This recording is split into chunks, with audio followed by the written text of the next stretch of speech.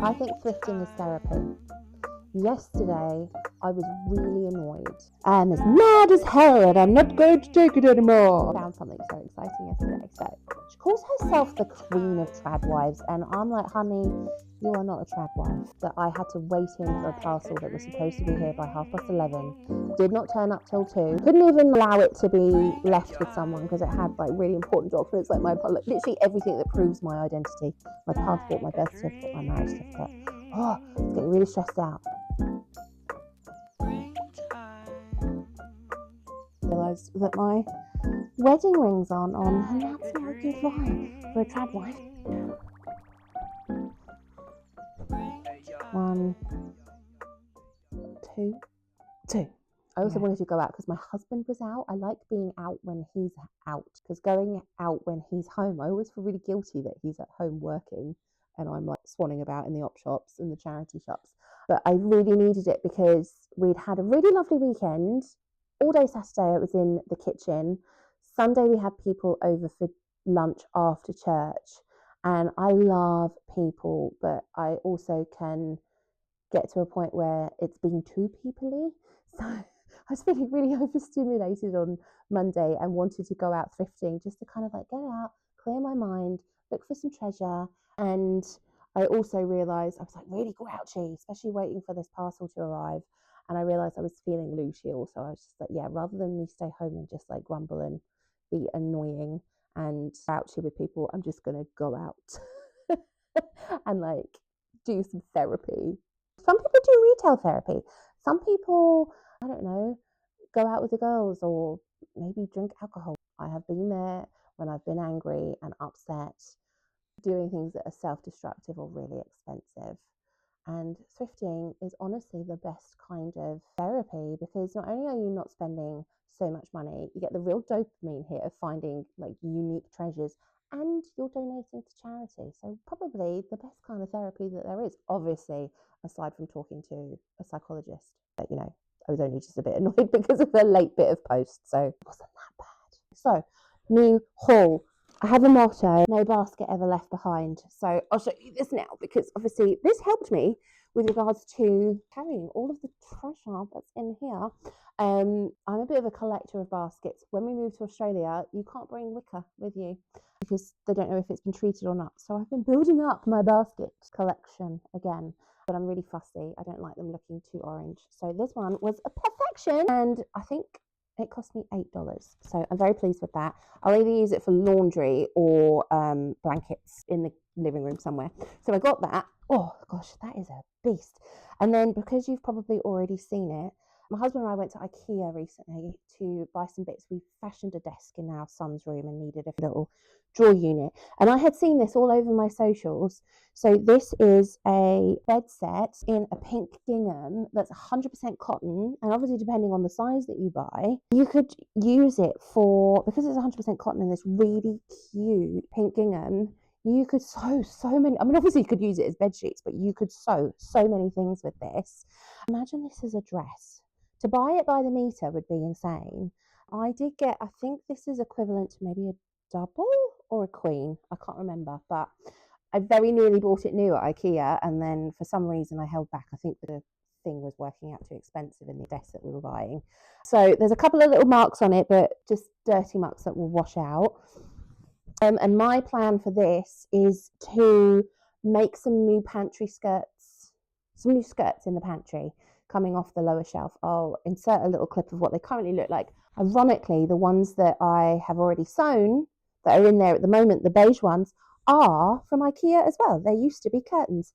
So these were $16.99. I mean, not too cheap. Oh, bless you, husband, he just sneezed. Not too cheap in the grand scheme of things, thrifting wise, but for that amount of fabric, that would be at least $20 a meter, I'd say. And there are meters and meters of it. So I will have some new pantry curtains, like a skirt to go under. And then there's a lot of physical media here, but I want to show you probably the homeware first. So I spotted this and I could not resist it, because it is the colour of the season, but just so happens to also be kind of glad that it's the colour of the season, because it means I could buy things in my favourite colour. But this is literally one of my favourite colours.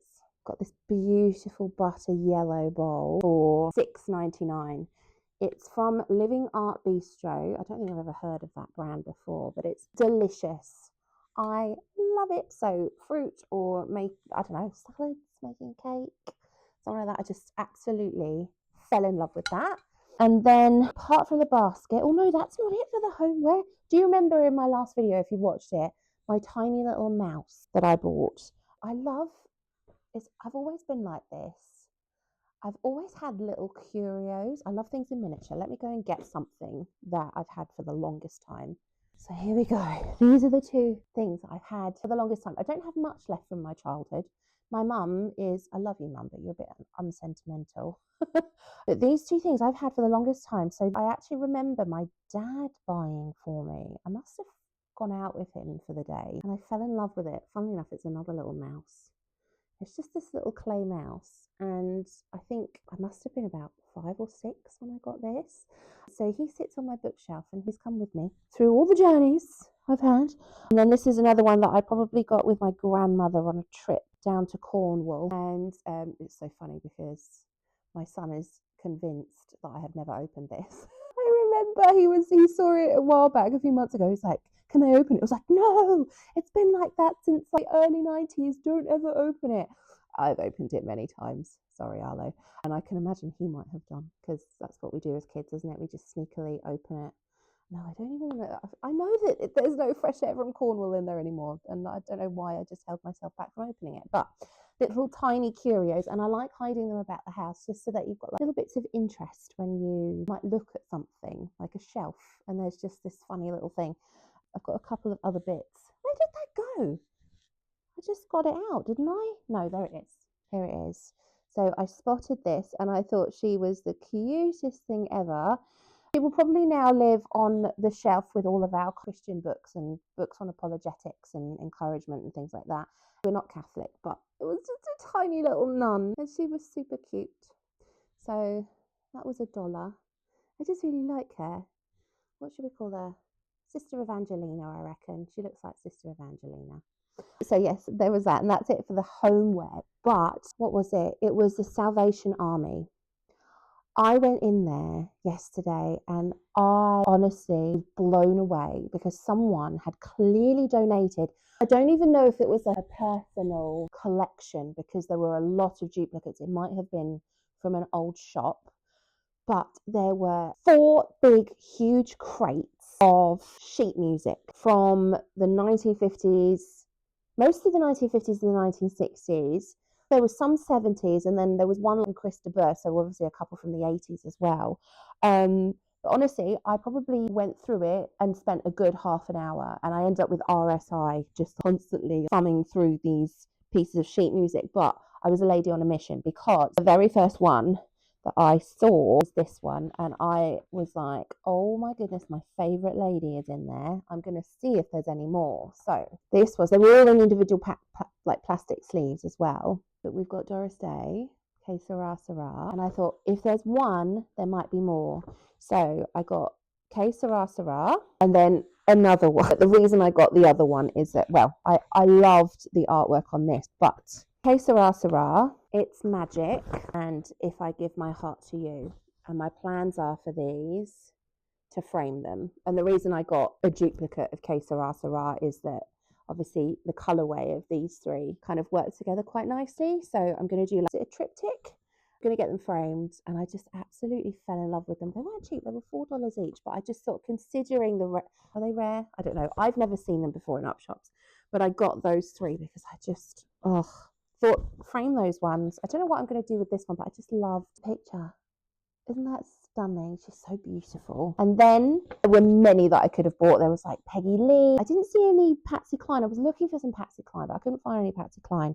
But this is one of my favorite songs of all time. And I thought that the artwork on this one is just iconic. So this will also get framed. How beautiful is that? Moon River by Henry Mancini. Stunning. I used to have, it was just like one of those canvases that you could buy at a shop called The Range back in the UK. I used to have the artwork. It was all in bright colours. I ended up giving it to a friend in the end. But it must have been a big A1 kind of print of this. So I just absolutely loved it. And I don't know if it's probably for piano. I'm not sure. I'm going to ask my son and see if, because he's self-taught, we bought him an electric guitar for Christmas and an acoustic guitar a couple of months later. And he's taught himself. The resources out there online on YouTube and stuff are incredible. But he's taught himself guitar. So I'm going to ask him maybe to learn this on the acoustic guitar if it translates. I don't know. I'm not sure. But yeah, gorgeous. And then the rest is physical media, but I've got to show you because it's just amazing. So you might know, obviously, it is the trend at the moment to be buying DVDs because I think we're all a little bit fed up with the streaming services. Again, I said it in my last video, but someone said on Instagram, and it really resonated with me, that streaming services are for new media, not gatekeeping the old media. And the amount of times I've gone to watch something and I haven't been able to find it has just been the most frustrating thing. So I just thought I'm gonna just buy my favorites, the ones, cozy ones that you just love to have on in the background. So I'm gonna restrain myself just to those things. Kind of like as I'm looking through it, if it pulls at my heartstrings, I'm gonna buy it. So this one is a movie that I think my mum used to watch, but it's just so beautiful. I don't even remember the full story, but I'm excited to watch it again with fresh eyes, with adult eyes. But I just remember it being a lovely, really, the cinematography of it kind of being really lovely and cozy and had that glowy 90s vibe as well. So it was One Fine Day with Michelle Pfeiffer, who, see if I can put an old picture in of my mum, maybe her wedding photo to my dad. But I think that if anyone looks like my mum, it's Michelle Pfeiffer and George Clooney. I'm not a George Clooney fan in terms of everyone loves George Clooney and Brad Pitt or whatever, but this was a nice memory lane kind of movie. So I'm excited to watch that one. And then in the spirit of my mother, I think it must be one of her favorite movies. I watched it again recently and I love it. It's just in that beautiful time period that I love. I've realised as well, I think it's down to my mum, but she must have watched a lot of movies set in this era, which probably influenced me quite heavily. I love movies set in the 60s, kind of like the civil rights movement era. We used to watch The Colour Purple a lot. Is it The Long Walk Home with Whoopi Goldberg? And then this one, so that kind of time period. I love The Help as well. That's a modern one that I really, really love, and I'm going to look out for that on DVD. But this one is just so cozy to me, like a proper nostalgia movie. But it's Fried Green Tomatoes at the Whistle Stop Cafe. Another one we used to watch as well was Lost in Yonkers. That's a really good movie, so I'm going to look out for that one. So that gets added to the collection. And then in the spirit of the Darling Academy, this annoys me because BritBox took this down. I think it was the only reason I subscribed to BritBox, because this is my ultimate comfort show. Inspired the name of the Darling Academy, but I finally found the complete collection of the Darling Buds of May. That's very exciting. That was, every other DVD was $1, but this was $5. But I think there might be 5. Oh, it's 6 discs in there. I don't mind that. That's absolutely fine by me. Worth every single penny. So very excited for that one. And then I love this. They did a remake of this, I think, in 2000 and something or other. Julia Roberts voiced it. But my favourite childhood book was Charlotte's Web. That is just, if I had a daughter, I would love to call her Fern. I just love that story.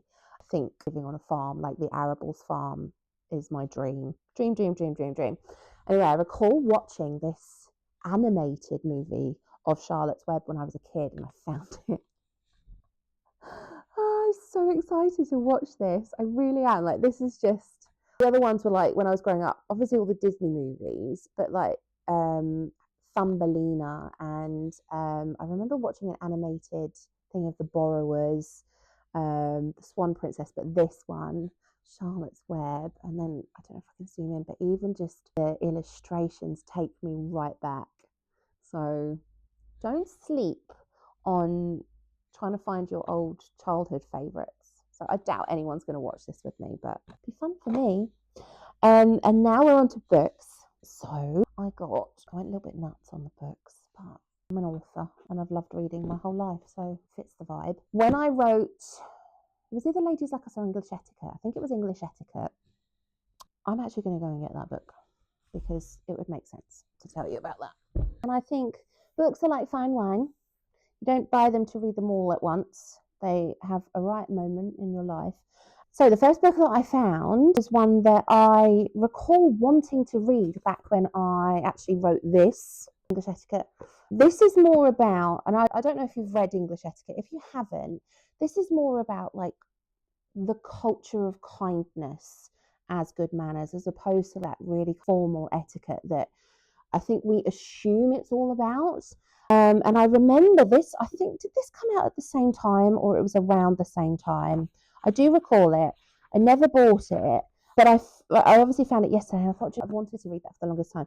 So this one is more based on it's Someday You'll Thank Me for This, the official Southern Ladies Guide to Being a Perfect Mother. So it sounds a little bit almost trying to be a perfect trad wife, Southern mum. So that will just be a fun little thing to look through because I just love how different cultures influence manners and like societal expectations and things like that. So that's that one I got, and that was $3. And then I found this. So the Queen of Cooking, well, one of the queens. There are several, aren't there? We've got Martha, we've got Julia Childs, but Mary Berry, and it was her favourite French recipes. I think this one's quite old, but I had a little flip through and I just thought there are many things in there that sound delicious. And also, knowing Mary, she'd probably not make them quite so complicated as the full-on gastronomic French cuisine. So got that one, again, $3. And then because I've completed Pinterest, literally, I just keep seeing the same thing over and over again. And Pinterest is so full of AI stuff now, it's getting quite frustrating. I've been looking out for kind of coffee table books that are aesthetic and I can just leaf through and enjoy. So I got Country Living's Country Decorating book. Isn't that stunning? And then looking through, there was a picture actually in there that I flipped to and I was sold just based on that one image alone. Here we go. So it's a double page spread of these vintage kitchen utensils. I think they're Nut Brown. That's the brand. I'm not sure. I've had a few of these in the past, but so lovely. And then like the kitchens are just beautiful. Like so kind of like vintage, cozy. Everything's kind of, there's something to look at everywhere. Bits of curios and stuff. Absolutely love that one. That was $4 for that. So nice cup of tea in the evening. Oh, speaking of which, a nice cup of tea and a sit down and leaf through one of those rather than scrolling on my iPad through Pinterest. It's just, I don't know, nice little analog, old-fashioned way to do things. And then also in the spirit of that, I found this one, the Illuminated Book of Days with illustrations by Kate Greenaway and Eugene Grasset. And I had a quick flip through it and it's got loads of, so just like old recipes, old bits of folklore, old history. Again, oh, a soy daffodil. I love books like this. Absolutely love them. My grandparents had quite a lot of books like this. I would just sit as a child and just pore over. Great for coming up with stories, these kinds of references. And then last but not least, this is the treasure. And I did not realise it when I bought it, but found something so exciting yesterday. So I have a few of her books. She calls herself the Queen of Trad Wives. And I'm like, honey, you are not a trad wife. I'm really sorry. You might know how to cook a thing or two and how to throw a party, but being a trad wife is about your relationship to your husband and your family. Just, I don't think yours is quite that great. Sorry. This is where people get confused about the whole trad wife conversation. Anyway, you might have guessed already, but Martha Stewart's Menus for Entertaining. I think this might be her second book. So obviously The Entertaining was the first book. Pick this up. I've only got her later cookbooks. Don't have the first one. I've got the one of how to clean everything, which honestly is a Bible for household management. If you need that, something, go to the Queen of Cleaning. Pick this up. And last night we were sat on the sofa and I was just like, I'm just going to have a leaf through this and see if there's anything exciting. There really is something exciting because I opened it up and I realised it's signed. Like actual, I mean, you might not be able to say, but that's actual ink. And I was like, oh my goodness, it's signed. And I quickly Googled her like obviously her signature to see if it was similar. And I did Google reverse image and it was like, yep, that looks real. And I was like, oh, I showed my husband and my son and they were like, not exciting. Shared it on my Instagram and everyone was like, oh my goodness. So obviously, yeah, my people, you get it. So I was really excited about it. This is a first edition of the book as well, which obviously makes sense as to why it would be signed. And then later on, when I was flipping through, I found this. So person number 129, obviously, it says, Miss Stewart will depart promptly at 1 p.m. She will not personalise, but she will sign her new books. So a nice signed edition of a Martha Stewart book. So maybe it's been blessed by her fair, entertaining hand. And look at her haircut; it's so of its time, like beautifully 90s, and that like real normcore style of dressing, which I love. So yes, there we go. That's my happy little haul that absolutely cheered me up no end. Anyway, the stars aligned with some wonderful things. So I hope you enjoyed that haul. Therapy.